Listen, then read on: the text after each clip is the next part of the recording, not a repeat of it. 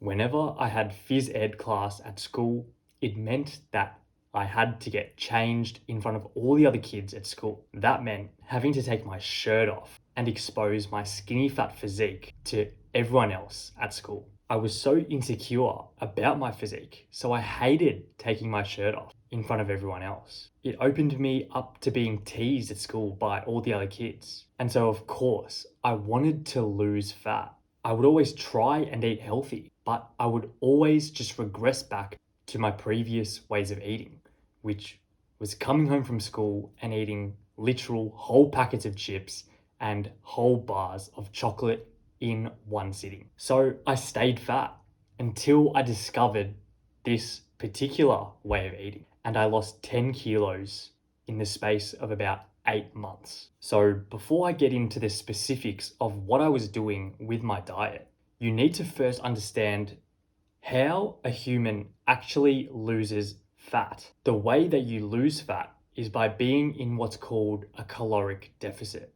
So for the average male, they burn 2,500 calories at rest every day. And that energy is just used to support that person's survival, literally just keeping them alive.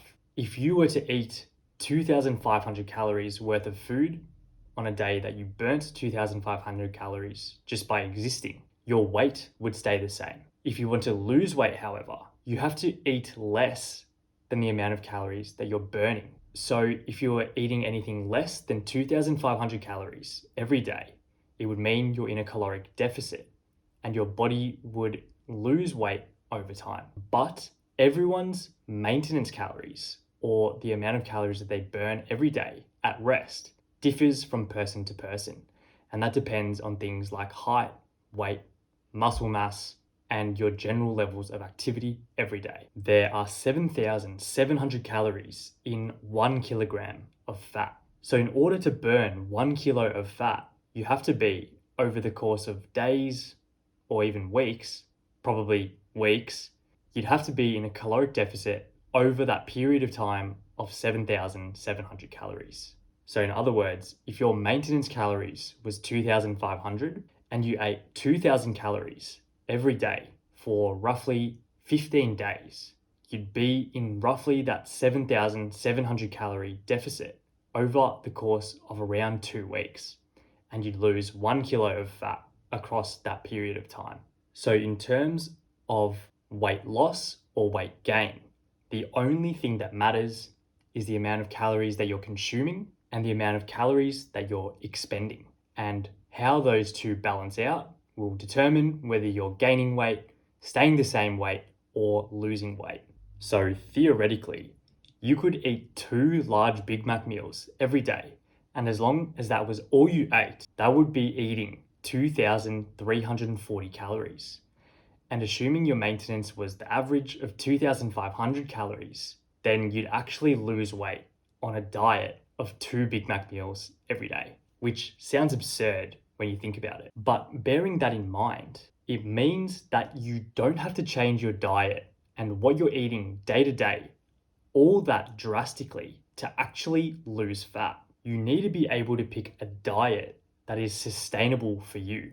And in fact, the word diet is the wrong word to use because it implies that you're only going to stick to it for a certain amount of time. Like you always hear people saying, I'm going to go on a diet for 6 months or 3 months or something like that. It implies that you're going to revert back to the old way of eating. And of course, you're just going to put on all of the fat that you might have lost over that period of dieting back on as soon as you go back to how you used to eat. So you need to find a way of eating that is sustainable to you and that you can stick to realistically for the rest of your life. Because you don't want to lose fat only for a certain period of time. You want to lose the fat and then keep it off for the rest of your life. The most sustainable thing that I found when I wanted to lose weight was pretty much just eating exactly how I was already eating, but I just reduced how much of what I was eating. So I still ate junk food. Of course, I tried to limit it as much as I could, but back then I couldn't control myself all of the time. But what worked really well, I think, was not just completely indulging myself and having excess amounts of junk food, but keeping it quite reasonable when having junk food. So if there were chips out, which were always a weak point of mine, instead of just constantly eating chips and eating whole packets upon whole packets of chips, I would limit it to maybe only half a packet of chips. And that's what I think really worked for me.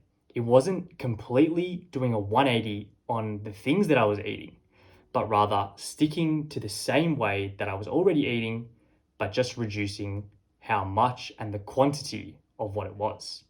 And by doing that, you're limiting the amount of calories that you're intaking, which makes it more likely that you're going to achieve a calorie deficit and lose fat. The reason I think that way of eating, by just reducing your portion sizes, works so much better than making a drastic change. For example, going from eating purely fast food, maybe you're having McDonald's, KFC 3 times every week, to going and having salads only as what you're eating. It's too big of a change to actually stick to because it's too difficult to do.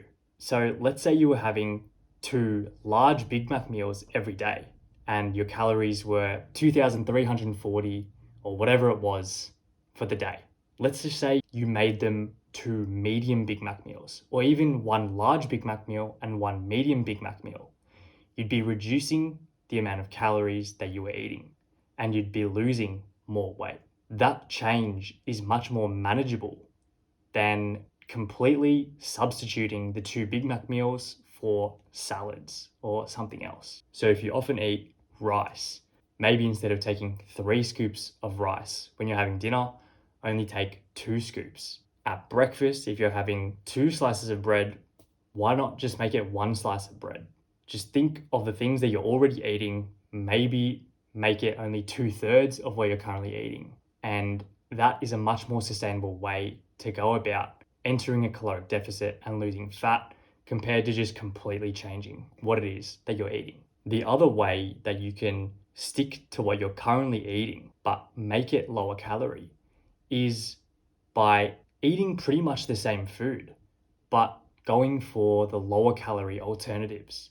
So for example, if you like having Coke as a drink, instead of opting for the full sugar Coke, which might have 150, 200 calories in it, you can opt for the no sugar Coke, which has 0 calories. And that way, you're easily saving on calories and are more likely to be in a deficit. Similarly, pancakes are often cooked with the batter having butter, flour, sugar, and cream, and all this other stuff that make pancakes really high calorie. But you can actually make pancakes simply just with mashing a banana and then mixing it with eggs. You've got the same batter. You can cook that batter as pancakes.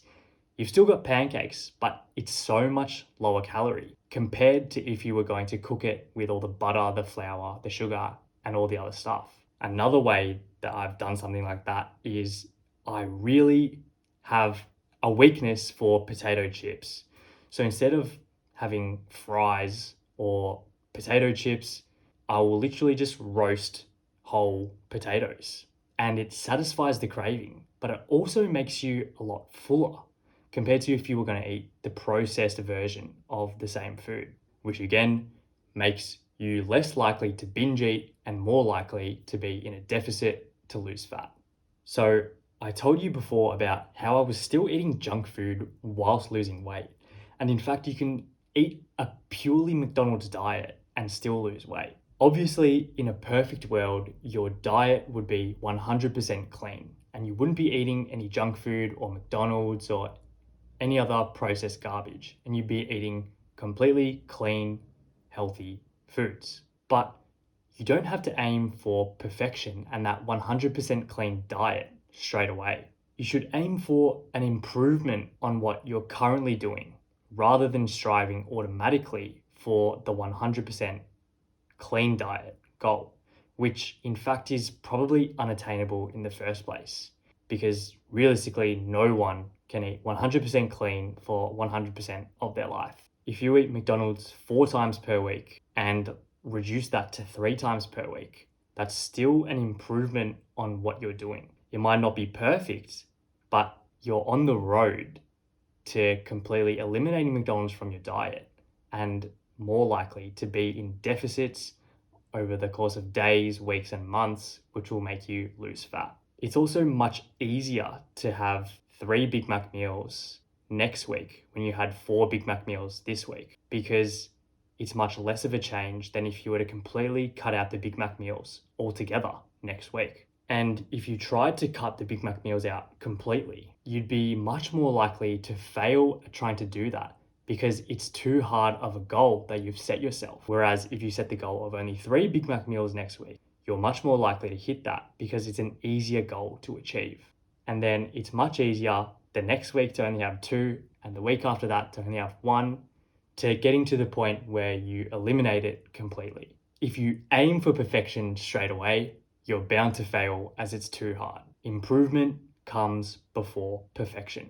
So hopefully that has all helped you in conceptualizing and thinking about how you're going to be eating into the future when you try and lose fat.